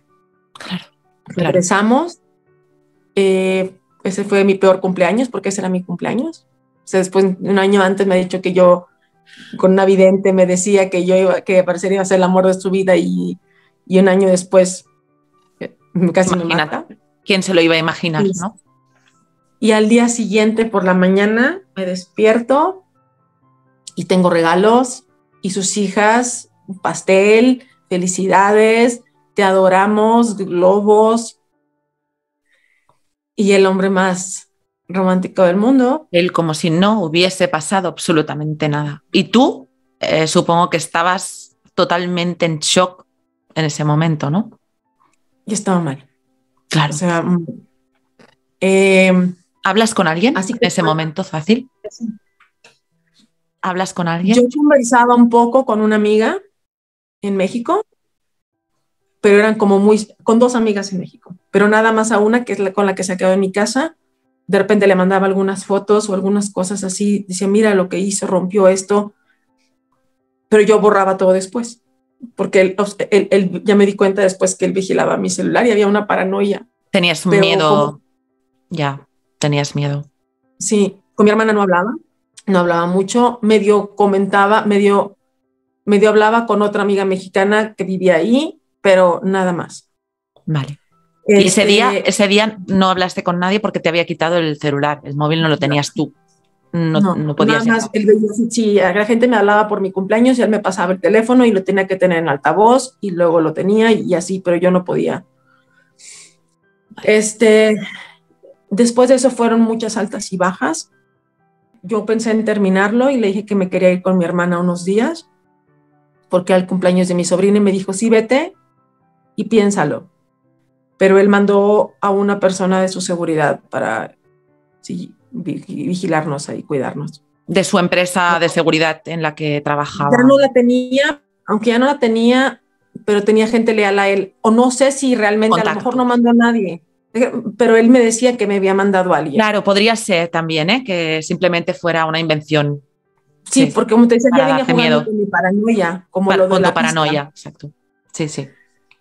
Cuando yo estaba con mi hermana, yo tuve un aborto espontáneo. Yo no sabía que estaba embarazada, ni idea, porque tenía tantos desajustes hormonales, ya en estrés, que no dormía, con todo. Lógico. Y me acuerdo que mi hermana me dice, a ver, dame tu tarjeta de seguridad social. Le digo, no la tengo. Me dice, pero él dijo que te iba a dar seguridad social con el negocio. Dije, no me la dio. Recuerdo que mi hermana se enojó muchísimo y y mi hermana me decía, ¿qué haces ahí? Digo, déjame ir. Digo, yo sé lo que hago. Digo, me voy a ir. Ahorita no puedo. pero yo no podía decirle que él tenía mis papeles. Cuando mi hermana me empezó a decir que por qué no lo dejo, yo empiezo no a justificarlo necesariamente, pero sí decir que yo sé lo que hago, que soy una adulta a fin de cuentas, que lo tengo todo bajo control, que no se preocupe, que yo sé cuándo me voy a ir. Y mi hermana me dice que solo espero que no sea muy tarde. Yo la verdad tenía mucha vergüenza porque después de haberme peleado con mi madre, después de haberme peleado con mi padre, después de haberme ido en contra de todos, después de haber ido en contra de la moral, porque, o sea, por la exfamilia y por todo, pues yo tenía que hacer que funcionara. Fíjate, Zacil, que esto es un sentimiento de la mayoría de las víctimas que hemos pasado por esto. Es cuando te han avisado ya, te han dicho cuidado, te han dicho, y tú ibas justificando o ibas dejando pasar por alto cosas. Y cuando te encuentras en esa situación extrema, esa sensación de vergüenza es muy típica en las víctimas, ¿eh? Y no, es igual si eres una persona inteligente o no, no importa. Realmente es bastante normal sentir esa vergüenza por todo lo que has llegado a luchar y por darte cuenta de esta realidad cuando empiezas a despertar, ¿eh? ¿Verdad que sí? Sí, y es que no encuentras palabras. Es decir, me he luchado tanto por esto que ahora no puedo echarme para atrás, ¿no? Yo lo defendí contra viento y marea y ahora no puedo decir que siempre no. Y sobre todo decir, no puedo decir que dejé mi país y dejé todo y me equivoqué otra vez, porque para mí era otra vez, era mi segundo fracaso, porque yo ya había dejado todo para un primer matrimonio, o sea, yo me divorcié de un francés, entonces, no puedo equivocarme otra vez. Y además también el sentimiento de decir, he trasladado a mi hijo a otro país, ¿no? Claro, es todo el movimiento que has hecho en tu vida, es que lo has dejado todo realmente. Todo. Y le había apostado todo. Todo. Yo incluso, bueno, cuando yo regreso con mi hermana, que regreso allá y que le cuento que tuve un aborto espontáneo, a pesar de que él me había dicho que era su sueño que tuviéramos un hijo, era su sueño que tuviéramos un hijo juntos. Y cuando le dije que yo había tenido un aborto espontáneo, me regañó, me habló que porque yo me había atrevido a embarazarme en esas condiciones. Madre. Pero era lo que yo ni siquiera sabía que estaba embarazada. Claro. Sí. Supe que estaba embarazada hasta que lo perdí. Y él te hace sentir culpable. Realmente me hizo sentir como culpable por yo haber elegido embarazarme en esas condiciones, cuando yo ni siquiera lo sabía. Claro. Es absurdo total. Y ya para mí fue un choque porque dentro de mí yo sí quería tener otro hijo, pero por un lado sentía mucho alivio. Exacto. De que mi hijo no hubiera nacido, ¿no? Así es. Entonces, yo le decía que quería buscar trabajo. Después de eso yo que necesitaba ocupar mi mente, que porque yo ya sentía que me estaba volviendo loca, literal. Debo confesar, y te lo comenté, que yo ya empezaba a pensar en la noche, tener pensamientos de cómo podía yo matar a alguien. Y de decir, pero obviamente nunca lo hice ni nada, pero a mí me empezaba a asustar encontrarme con esos pensamientos, decir, y que nadie se dé cuenta porque yo sentía que era la única forma de irme. Fíjate que estás ya empezando a buscar estrategias de supervivencia, porque estás en una situación donde estás en peligro de muerte. Lo que pasa es que a ti misma, en ese momento, a ti misma no te lo estás dejando ver, pero realmente tú estabas en peligro de muerte. Y tú estabas pensando en si tengo que defenderme y tengo que llegar a este punto, ¿cómo lo voy a hacer? O sea, estabas empezando a pensar en tu supervivencia. Ese lugar estaba lleno de armas. Encima. Entonces, él ya hacía cosas como si, por ejemplo, él me tenía el tiempo cronometrado que yo tardaba en llevar a mi hijo a la escuela, y si yo me tardaba un poco más, él me castigaba, me escondía el café, comida. ¿Te escondía el café? ¿Te escondía la comida? O me encerraba en el baño. ¿Te encerraba? Para castigarme porque yo me estaba tardando de más. ¿Cómo te encerraba? ¿Desde fuera? El baño se cerraba desde fuera. Ostras, desde fuera, o sea, esto ya lo hizo él a propósito, lo de poner el cerrojo desde fuera. Sí, él cambió el cerrojo desde fuera. Todo cambió, o sea, yo empezaba, yo sabía que tenía que irme, pero como él tenía mis papeles, y no podía yo hablar, yo no sabía cómo hacerle.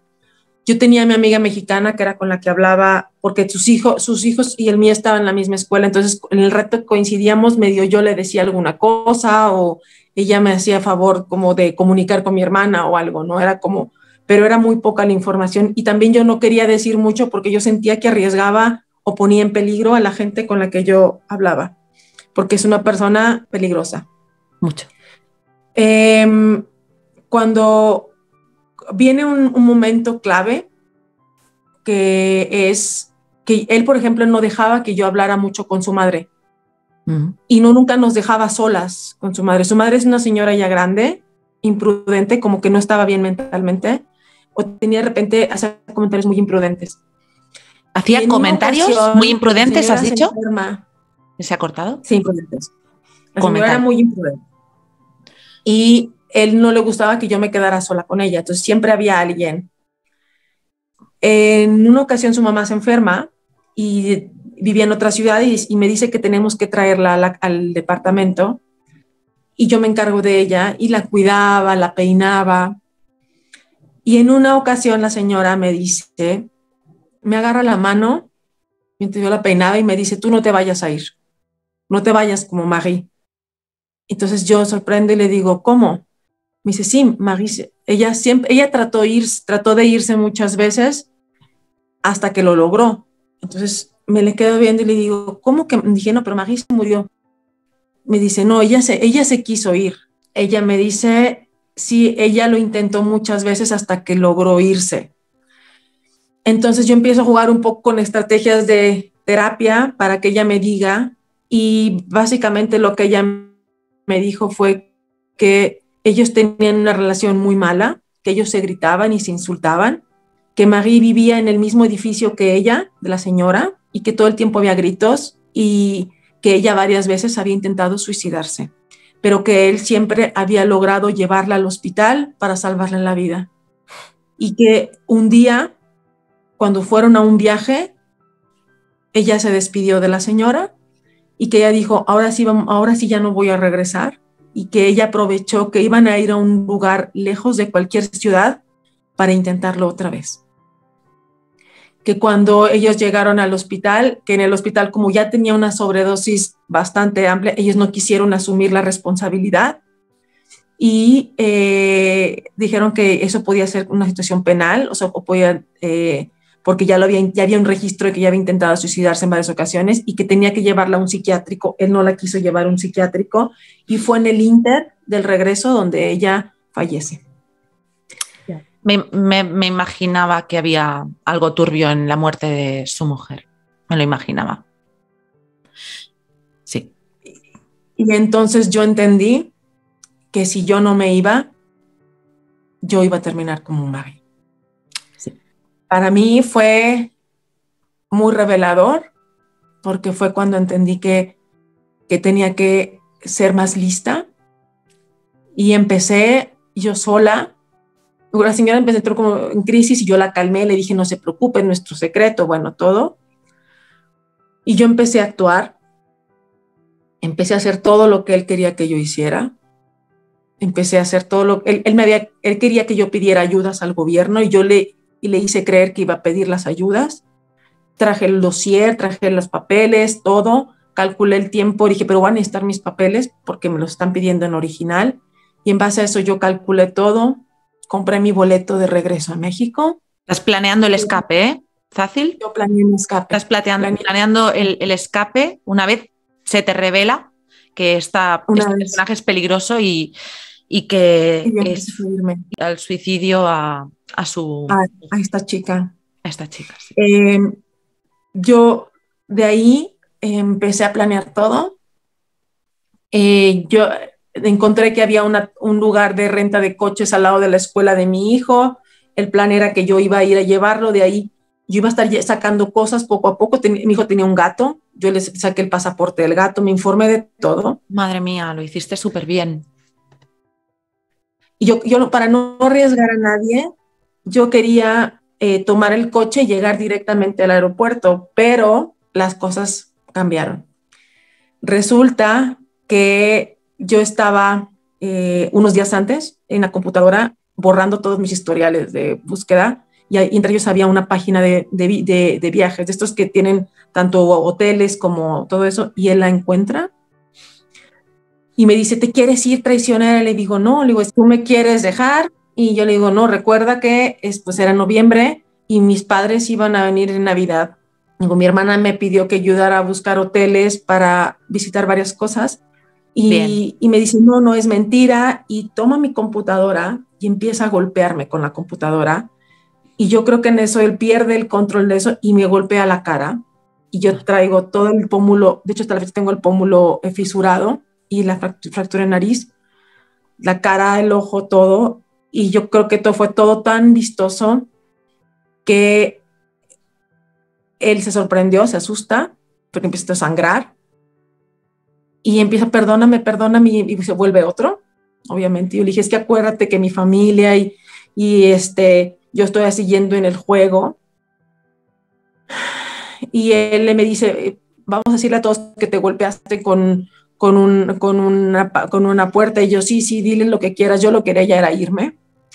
La situación es que el día siguiente... Fuiste muy inteligente. Mi hermana se entera. Ahí. Fuiste muy inteligente, porque mira que es difícil hacer lo que hiciste y actuar con esa serenidad en esos momentos, pero lo hiciste muy bien. Lo hice por mi hijo, y yo creo que en ningún momento... Esa fuerza, ¿tu hijo? Sí. Y el saber que si no era yo, yo ya sentía que era mi vida la que estaba en peligro. O sea, absolutamente. La revelación que tuve yo de esta mujer, para mí me cambió todo, el sentido de todo. Claro. Y mi hermana se entera y me dice, no, dice, voy por ti. Le dije, no, espérame, le digo, ya tengo todo. No, dice, porque yo cómo voy a saber que no te mata. Dice, yo cómo voy a saber. Yo ya tenía los papeles, porque ya me había, como yo el lunes justamente era cuando supuestamente yo iba a hacer mis trámites. Bien, estuvo muy bien. Mis papeles, muy bien. Y yo había planeado ya todo. Entonces yo los tenía y mi hermana me dice, no, yo voy. Dije, no, le digo, no te puede ver. Me dice, yo voy para allá. Entonces ella viaja, maneja 3 horas hasta donde yo estaba. Dije, él se va a ir al restaurante a tal hora. En cuanto él se fue, yo más o menos vi que no hubiera nadie que nos viera ni nada. Y salimos, después de haber llegado con 8 maletas, salí de ahí con una maleta, una mochila y la mochila de mi hijo y el gato. Dejé todo. Mi hermana me decía eso y lo material va y viene, ¿no? Y nos subimos al coche, mi hermana me dice, dame el celular, tomamos el chip, o sea, cerré mis redes, cerré todo. Muy bien. Una cosa fácil, curiosidad mía, ¿hablaste de esto con su exmujer, la madre de sus hijas? No. ¿Ella vio algo raro? Ella sí veía, pero ella me decía que ella normalizó todo. O sea, ella ya normalizaba todo. Como si porque ella era una víctima como tú, pero ella estaba allí sumisa, la tenía controlada, ¿no? Pero ella, al mismo tiempo, ella le conocía muchos secretos a él, entonces era más como su mancuerna. Vale. Y ella, incluso él le consiguió a ella su pareja. Él le dijo, tú vas a ser tu pareja. Y, o sea, él tenía el control de todo.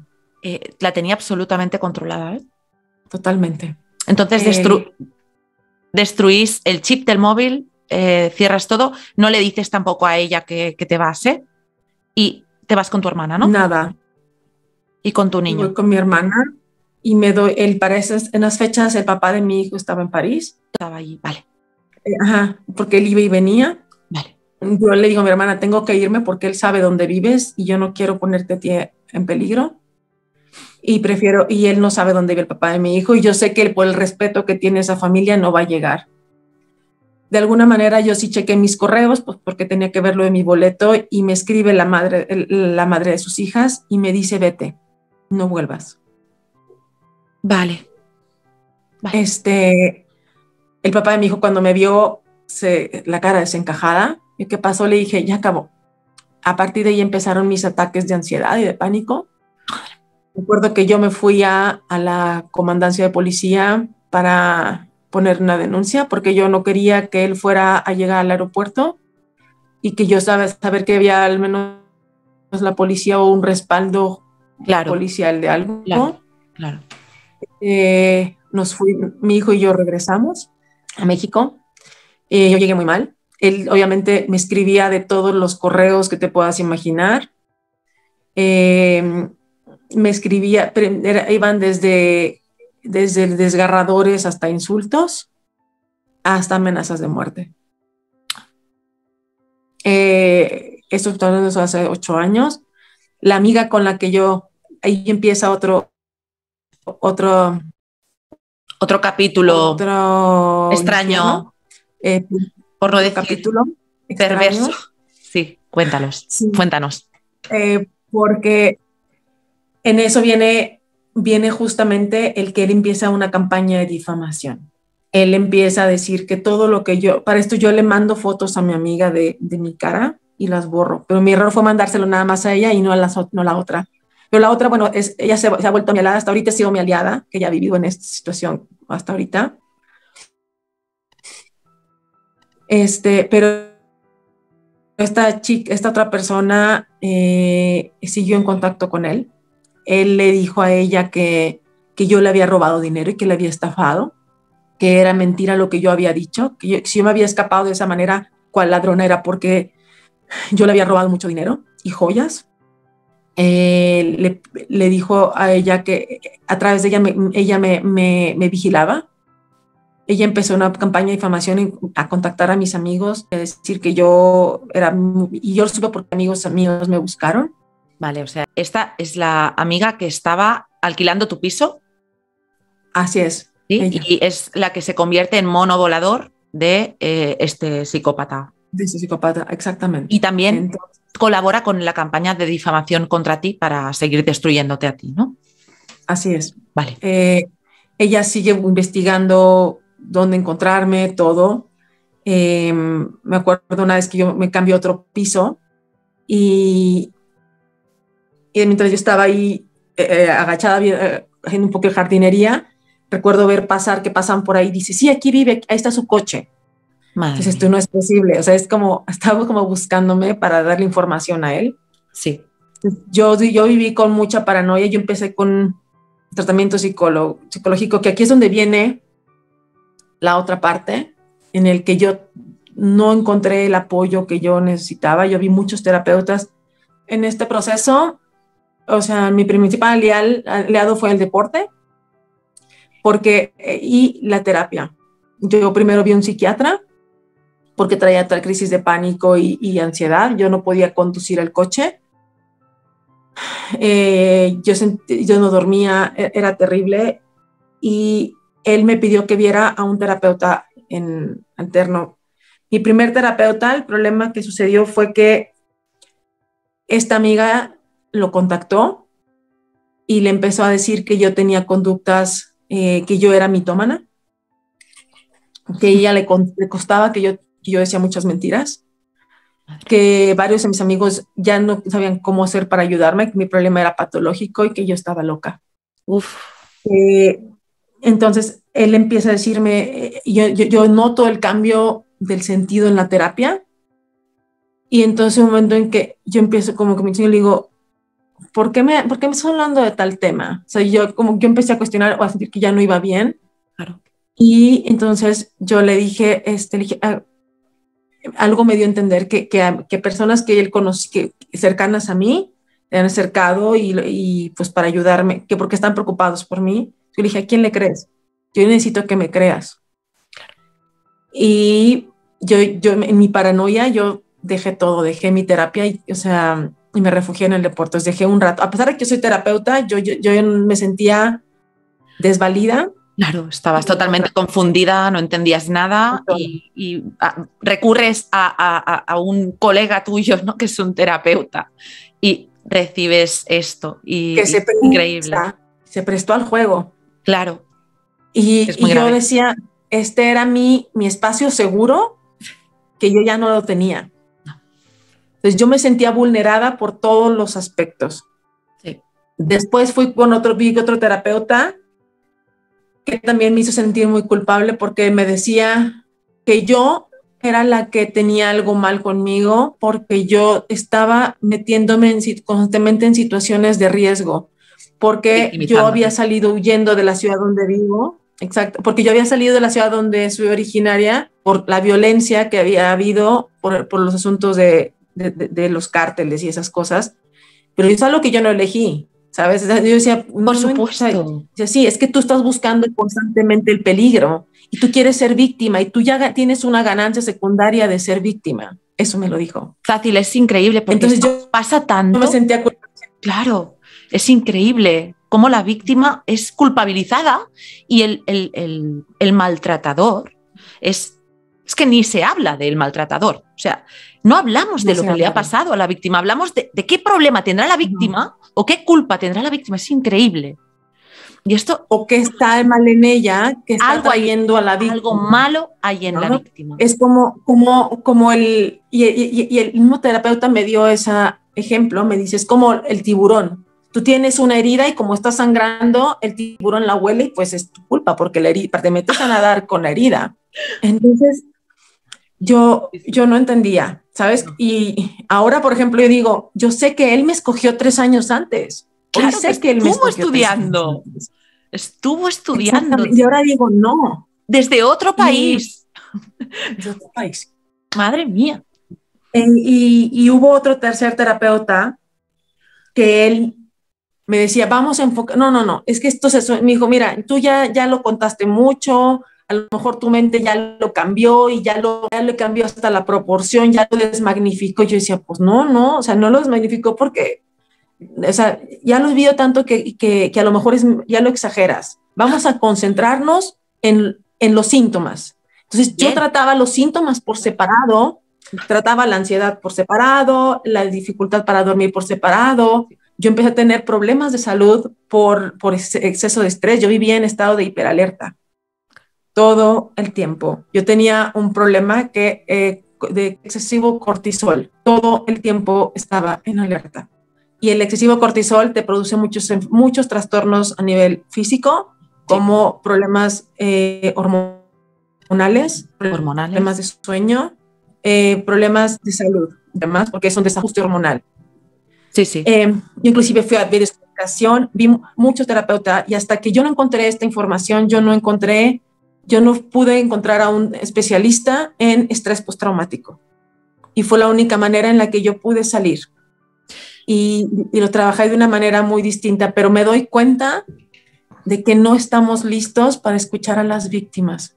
Correcto, cierto. Esto es muy importante que lo digas tú, que eres terapeuta. Esto es muy importante, que lo escuche todo el mundo. Yo dejé de dar terapia porque yo ya no creía en mí. Y yo veía a mi terapeuta. Ese terapeuta está especializado en personas que sufrieron secuestros o ese tipo de estrés postraumático, realmente situaciones muy delicadas. Sí. Y él fue el que me ayudó, porque él tiene realmente una experiencia en no victimizar, ¿no? En personas retraumatizadas o muy traumatizadas. Exactamente. Y es la persona con quien yo he estado. Y el encontrar esta información, encontrar tu canal, para mí ha sido liberador. El darme cuenta de que es verdad, de que no me lo inventé. Créeme que el descubrirte para mí fue revelador, te lo dije, leer, que fue una cosa por otra, porque empecé primero con Piñuel por una amiga y digamos que gracias a Piñuel yo le puse nombre a todo, porque yo no le tenía nombre. También. ¿No? Yo sabía, pero le puse nombre a todo. Y platicando de eso, Facebook empieza a proponerme y me propone, y entre esto, y empiezo yo a ver y digo, qué importante es escuchar a otras personas y luego tú detrás explicando el contexto teórico y dices, es esto lo que me está pasando.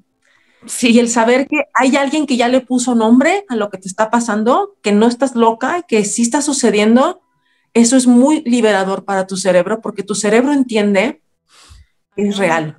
Escuchaba en una ocasión que yo escribía todo, porque yo tenía miedo, porque yo a veces, de verdad, era a veces tanta información que yo pensaba que me lo estaba inventando. Seguías con tu idea de que estabas paranoica. porque, Sí. claro, es tan bestia lo que viviste, es tan extremo, que es que cuesta de creer. Tan extremo. Y te han confundido tanto con todo, con toda esta manipulación tan perversa, tan sutil, pero continua, que llegas Yo a dejé este de punto hablar que no... No, y yo dejé de hablar de este tema porque las personas pensaban que era una historia sacada de un cuento, de una novela. Exacto. Y yo empiezo a pensar que realmente no pasó. Y yo entre mí, sí pasó, sí, pero todo el mundo dice que es tan increíble que no pasó. Es tan increíble. La gente te ve con juicio. Sí. Y te ven Sí, con sí. juicio. Tú lo permitiste. Sí, sí. Te juzgan, te revictimizan. La víctima no es escuchada porque la víctima lo intenta. La víctima intenta hablar, intenta pedir ayuda, pero ¿qué recibe? Recibe pues culpa, que la juzguen y queda absolutamente revictimizada y retraumatizada por todo esto, porque tú estás pidiendo ayuda en una situación donde te encuentras muy mal. Pero en lugar de eso te encuentras, bueno, pues lo que te encontraste. Sí, para mí fue una catarsis que yo necesitaba hacer. Es Qué como bien. decir, me creas o no, esta es mi verdad. Y sabes que te creemos aquí y que muchísima gente te cree porque sabe lo que es. Sí, de verdad, o sea, es al fin puedo hablar de algo y me van a creer, porque, sí. Porque no sabes qué terrible es callarte durante años y Muy duro. El juicio del terapeuta. Y el terapeuta, ¿sabes? Esa mirada de, o sea, la mirada, dices, sí, yo no me permitiría, yo pensaba, o sea, como terapeuta yo no me permitiría hacer un juicio. No me lo puedo permitir. Nada. Porque eres una persona empática y además has vivido esto. Porque aparte dices, es mi espacio vital, me estás ayudando a sobrevivir y me estás juzgando. Es muy duro. Muy duro porque te dicen, y luego la mirada, ¿sabes cómo? ¿Te trató así y no te fuiste? Oh, eso es horroroso. Te dice, a ver, déjame entender, me estás diciendo que hizo esto, pero tú te quedaste. Claro, te están llamando, eres tonta. Tú eres tonta. Ajá. Sí, claro, y tú, pero no entienden todo lo que hay atrás, toda la pica, todo en los libros, todo el bombardeo neuronal que hay en tu cerebro, o sea, no puedes irte. Es como no las saben víctimas, nada sobre la feniletilamina, no saben nada sobre los cambios que hay en el cerebro, que hay modificaciones. O sea, esto no lo entienden, ¿sabes? Claro. No, sabes que mi terapeuta me da ejemplos de sus pacientes, me dice, cuando tú me hablas de esto, es como cuando llegan y los amenazan con una pistola, dice, ¿por qué no corres? Dice, no, me dijo, ¿sabes que él se lo están apuntando con una pistola? Dice, porque el cerebro te paraliza. Claro. Dice, pasa lo mismo, tú estás viviendo una parálisis. Claro. Entonces, cuando él me empieza a explicar esto, me empieza a sentir, paraliza. Es verdad, o sea, no pude haber corrido, y me dice, no pudiste haber hecho más porque no estabas en condiciones. Y que alguien te lo diga. Sí, exacto. Es liberador. Muy liberador. Pero mira pero dices, tuvo que venir a tratarme a alguien especialista en víctimas de secuestros. Sí, fíjate que es el juego del psicópata. El juego del psicópata es llevarte a la indefensión aprendida. O sea, es te va controlando y te va, o sea, realmente acabas paralizada porque te acabas teniendo miedo a sus reacciones, miedo, dejas de creer en ti y quedas paralizada. Quedas paralizada y eso es lo que hace cualquier manipulador, llevarte a este estado de paralización y de indefensión total. Llega un momento en que tú misma desconfías de tus propias habilidades. Absolutamente, sí. Desconfías, desconfías de ti, cañón. Dices, pero yo sabía cómo hacer esto. Yo sabía cómo hacer aquello. O sea, y llega un momento que dudas y tú, de verdad, que es una sensación, te vuelves preso de ti. Es terrible. Es terrible. Porque tú dices, yo sabía hacer esto y ya no recuerdo cómo hacerlo. Sí. Y la memoria entonces, a corto plazo cuando escuchaba todas... también es tremenda, ¿no? Cuando dices, pero yo he dicho esto o no lo he dicho. La memoria a corto plazo, cuando estás, que dices, no sé, y al final, no, pero si tú has hecho esto y dices, yo lo he hecho, y te hacen dudar tanto, sí, hasta te lo cuestionas. Sí, es tremendo. Y es que tú hiciste tal cosa, yo no lo hice. Claro, traías, mira, me acuerdo porque traías tu celular aquí en la mano y te dan detalles muy, y tú, sí, es cierto, siempre traigo, mira, hasta lo agarraste así. Y yo, ¿en serio? Sí. O sea, porque te crean, y tú, sí son cosas que yo hago, o sea, sí me está Los describiendo, detalles. sí soy. Digo, hasta respiraste así como cuando te enojas, o sea, hasta le hiciste así, hasta me dijiste sí, y te fuiste. Yo, sí, Pues suena será verdad. Sí, y suena algo que tú haces porque tú sabes, o sea, porque de verdad, hay gente que te dice, ay, ¿qué hiciste tú? No, no es cierto, no son ni mis palabras, no son mis gestos, pero ellos te conocen tan bien que te dicen cosas que dices, tú sí sueno como yo. Sí, te conocen más que tú, probablemente, porque te han estudiado de arriba abajo. Es muy probablemente. Sí.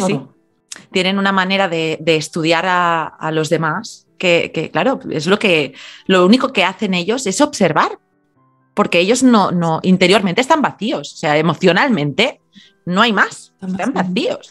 Entonces, su distracción máxima es el observar y aprender de esto, y aprenden a mentir, o sea, aprenden realmente a convertirse en la víctima. O sea, realmente la copian. Él me decía, sí, y él me decía, yo voy a enseñarte, yo voy a ser tu gran maestro. Y tiene razón, ha sido un gran maestro. No, a mí no me gusta, fácil esto cuando hay mucha gente que lo dice.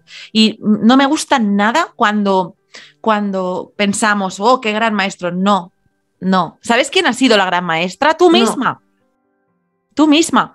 Porque él te ha hecho algo, pero quien realmente ha aprendido no ha sido él que ha aprendido por ti, ha sido tú. Por lo tanto, tú eres la que tienes maestra. El mérito, no él. No, sí. Yo no les doy el mérito. Sí, tienes razón. No les doy el mérito. No, ni eso merecen. No lo merecen. Fíjate, ahora créeme que me da lástima, ¿sabes? Sus hijas. Ya. Decir, de verdad, o sea, digo, pobres. Sí, pero no puedes hacer nada. Hubo mucha triangulación con ella. Sí. Y yo ahorita me quedé, y ella me dijo, ¿sabes qué? Bórranos a todas. Ella fue la que me lo dijo, bórranos a todas. Dijo, mis hijas te quieren mucho y siempre te van a querer. Yo te voy a recordar siempre, dice, pero borra esto como si nunca hubiera pasado. Y yo se lo agradezco infinitamente. ¿Sabes? Y dices tú, qué triste porque los niños lo sufren, sus hijas. O sea, mi hijo, o sea, ya hablamos del tema, ya tiene otra edad, pero ellos, o sea, de alguna manera lo aprenden, ¿no? Y mi hijo me dice, mamá, te veo a ti, dijo, y tú me has enseñado algo muy grande, yo que nunca te quedes donde no eres feliz. Dijo, mamá, yo no me voy a quedar donde no soy feliz. Dije, no te conformes. ¿Cuánto tiempo tardaste desde que empiezas a darte cuenta de que esto sí realmente te había pasado? ¿Cuánto tiempo pasó desde que vuelves y escapaste? ¿Cuánto tiempo pasó? Desde que me di cuenta de lo que estaba pasando hasta que yo me voy, como mes y medio. Un mes y medio. Lo que yo estuve planeando, lo que yo estuve... Vale. No te había preguntado esto, pero vale.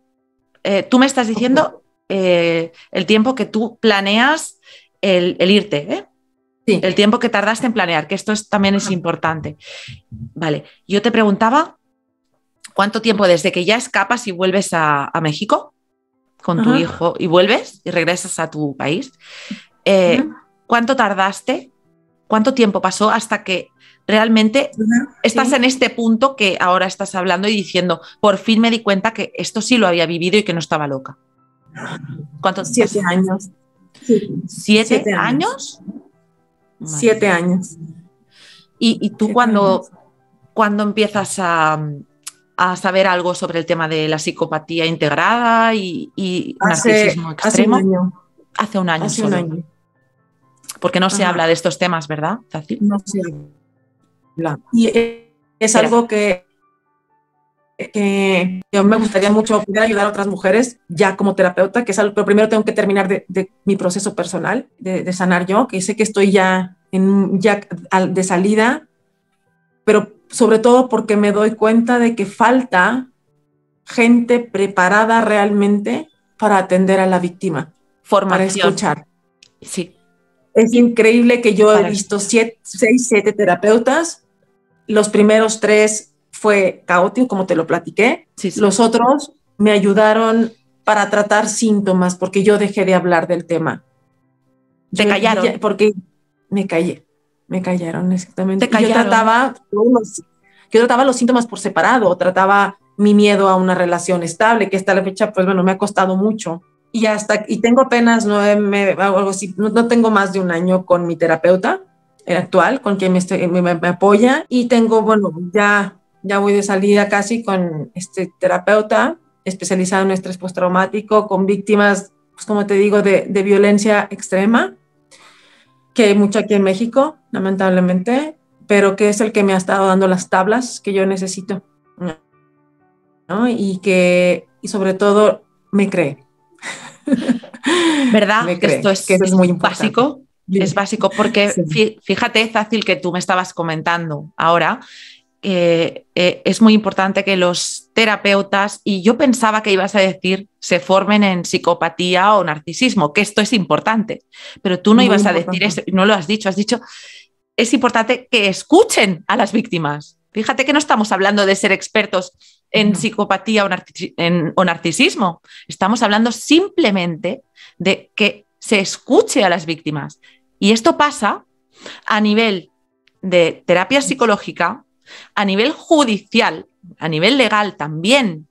Hay muchísimas víctimas que van a pedir ayuda, que van a hacer una denuncia y tampoco se las escucha. O sea, realmente se revictimiza a las víctimas, no se las escucha, y esto hay que cambiarlo. Porque lamentablemente, digo, a excepción de que, por ejemplo, como en mi caso, que sí yo traía heridas y gracias a eso pude ir a la policía para poder tomar un avión, claro. Fuera de muchas veces no hay heridas, porque yo sí traía moretes en las manos, pero bueno, los tapas con la ropa, sí. Pero no hay una violencia física aparente, entonces no tienes cómo demostrar. Está aquí. Y no esto no se ve. Esto no se ve. No se ve. No se ve. Y creo que sí es todo lo que he descubierto en los últimos meses. Me ha cambiado completamente la perspectiva de todo.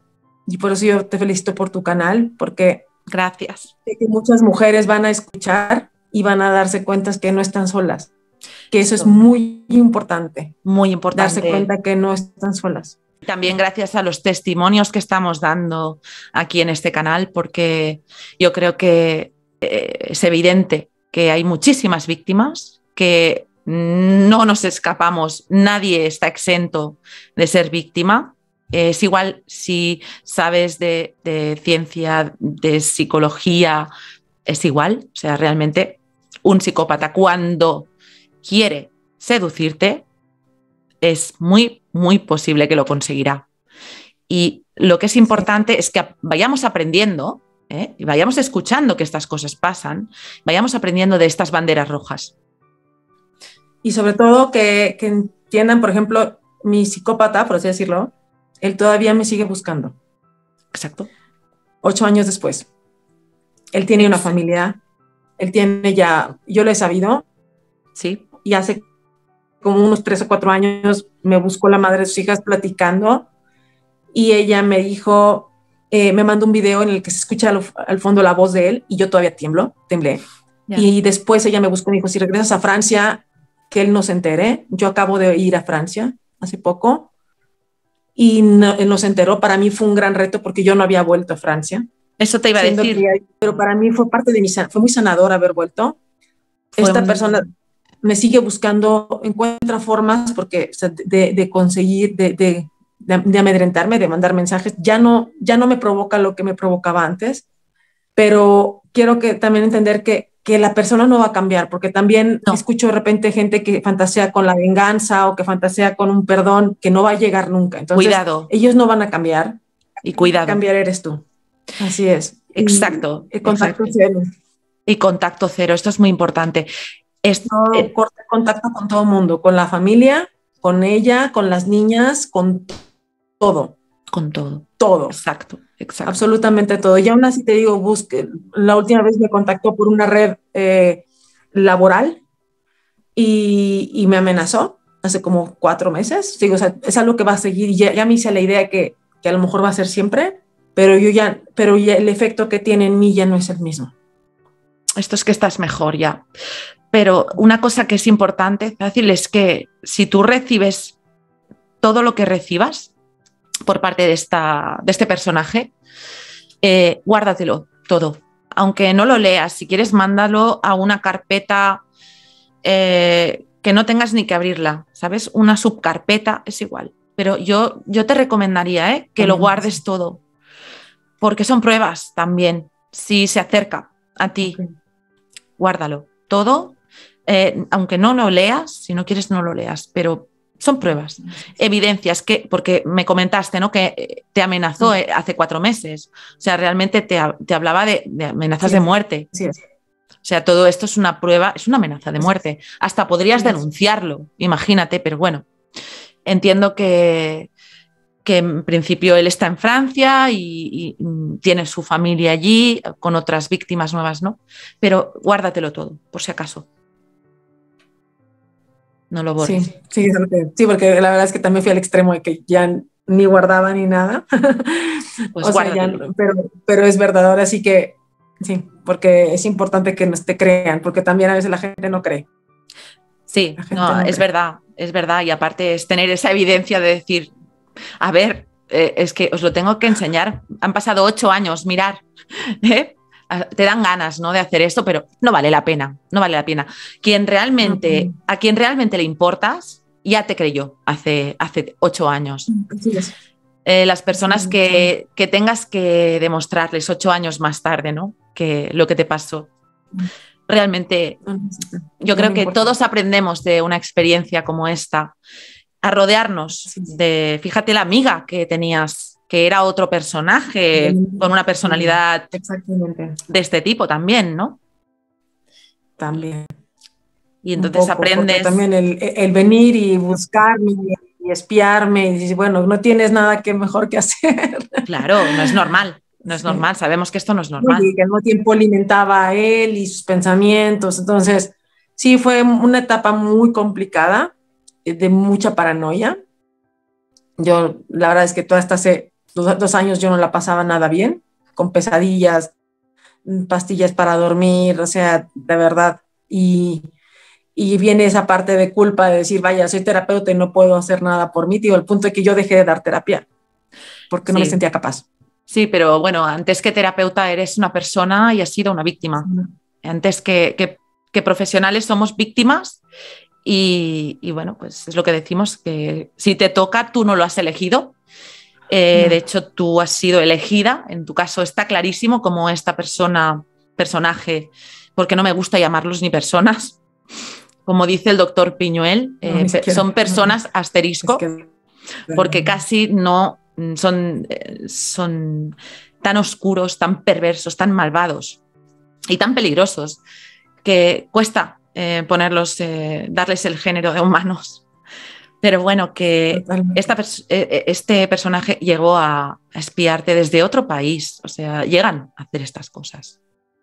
No es ninguna broma esto de lo que estamos hablando. No es broma. Y él estaba tan obsesionado con esa familia que, vaya, él dijo, ella tiene la llave para entrar, ¿no? En fin, pero bueno. Puede ser que pensara eso. No lo sé, pero bueno, ya al fin estoy fuera y espero de verdad que, híjole, que muchas mujeres puedan de aquí entender que sí hay alguien que les cree.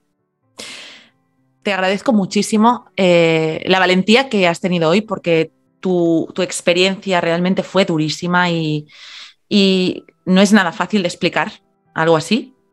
Y creo que muchas víctimas que están en una situación como la tuya, que hay muchísimas, van a tener la esperanza de que se puede salir de esto. Que cuando te das cuenta y empiezas a despertar, puedes hacer lo que tú hiciste, ¿no? Tu ejemplo, que es muy importante. Planificaste tu escapada. Lo hiciste con tranquilidad. Dijiste que me has comentado que tardaste casi 1 mes y medio, ¿no? En planificar la escapada. Sí, porque él, como te dije, él quería que yo pidiera las ayudas. Entonces yo dije, bueno, para las ayudas necesito mis papeles.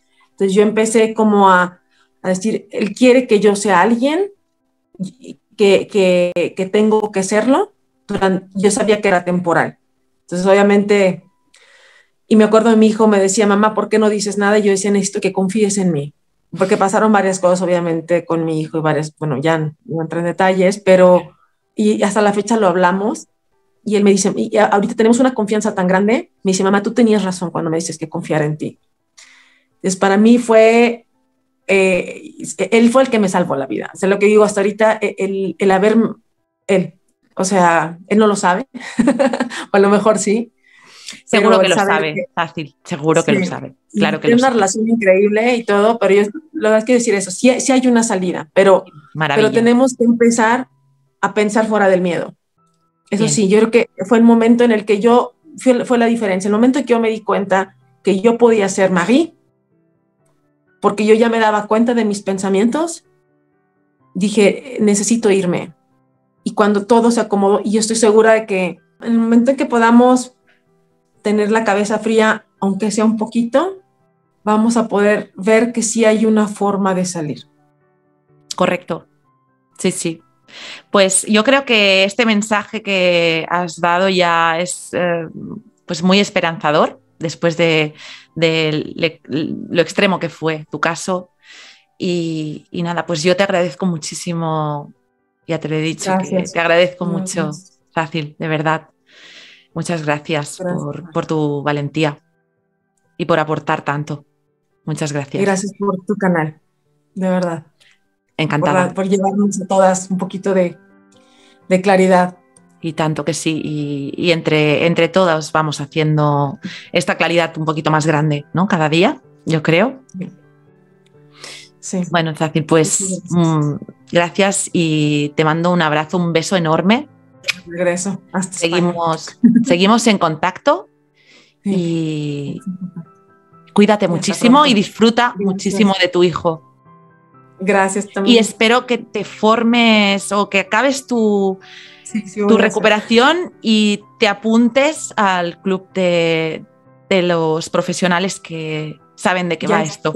Ya está en mi bucket list, ya está en mi presupuesto, ya está presupuestado y muy pronto seguimos en contacto para ayudar a más. Bravo, pues contaremos contigo, ¿eh? Gracias. Contaremos contigo.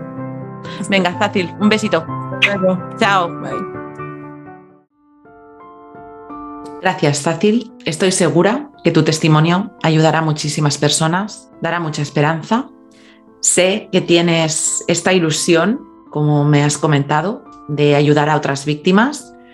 Es una cosa que nos pasa a muchísimas personas que hemos despertado, hemos aprendido y hemos entendido que nos había pasado. Si te ha pasado esto, déjalo en los comentarios. Bien, hasta aquí el vídeo de hoy. Gracias por vuestra fidelidad y por este apoyo que estoy recibiendo por parte de esta comunidad. Como siempre os digo, si creéis que este vídeo puede ayudar a alguien, por favor compartidlo, suscribíos si no lo habéis hecho, dadle al like para llegar a muchísimas más personas. Y si quieres saber cuándo publicaré mi próximo vídeo, dale a la campanita para que YouTube te avise. Mucho ánimo a todas las víctimas y nos vemos en el próximo vídeo. Chao.